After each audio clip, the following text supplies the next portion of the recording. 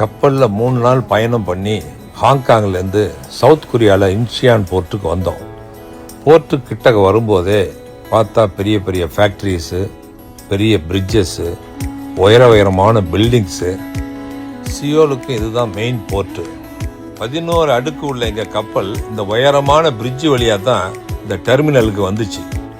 South கொரியாவை பார்க்கணுங்கிற நீண்ட நாள் கனவு இது மூலிமா நிறைவேறிச்சு. சவுத் கொரியா மக்கள் அவங்க பாரம்பரிய உடையோடு கப்பலில் வந்த எல்லாரையும் வரவேற்றாங்க. சவுத் கொரியாவில் வாழ்கிற நம்ம தமிழ் நண்பர்கள் எங்களை வரவேற்றாங்க.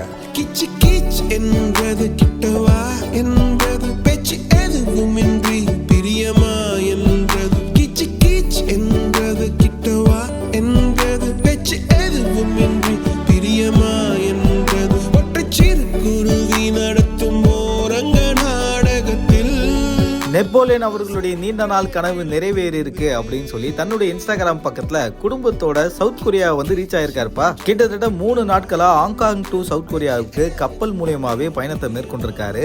அப்படி பயணத்தை மேற்கொள்ளும் போது பல கண்ட்ரிஸை வந்து கடந்து வந்திருக்காரு. பல ஊர்களை பார்த்துக்கிட்டே வரும்போது அவருடைய நீண்ட நாள் கனவான சவுத் கொரியால வந்து இறங்கியிருக்கோம். சவுத் கொரியாவுடைய தலைநகரான சியோலையும் நாங்க பார்த்தோம் அப்படின்னு எல்லாத்தையுமே ஒரு லாக் மாதிரி எடுத்து தன்னுடைய இன்ஸ்டாகிராம்ல பதிவிட்டு இருக்காங்க. முக்கியமா அவர் சவுத் கொரியா வந்து லேண்ட் ஆன உடனே நெப்போலியன் சார் மற்றும் அவருடைய மகன் அவருடைய குடும்பத்தினரை எல்லாரும் பார்த்து ஓடி வந்து போட்டோ எடுத்துக்கிட்டு அவரை வாமா வெல்கம் பண்ணாங்க. அந்த நாட்டுடைய தலைநகரத்துக்கு ஏத்த மாதிரி இருக்கக்கூடிய காஸ்டியூம்ஸை போட்டு பொதுமக்கள் ஆரவாரத்தோட உற்சாகமா இவரை வெல்கம் பண்ற காணொலியுமே அவரு பதிவிட்டிருக்காரு. கடந்த சில நாட்களாவே இந்தோனேஷியா, மலேசியா, ஹாங்காங், சவுத் கொரியான்னு பல்வேறு ஊர்களுக்கு அவர் அழகா ட்ரிப் போயிட்டு இருக்காரு. நெப்போலியன் அவர்கள் தன்னுடைய இன்ஸ்டாகிராம் பக்கத்துல ஆக்டிவா அவ்வப்போது எங்கெங்க டிராவல் பண்றோன்றத பதிவு பண்ணுவாரு. தன்னுடைய மகனுக்கு ரீசெண்டா தான் கல்யாணம் ஆச்சு.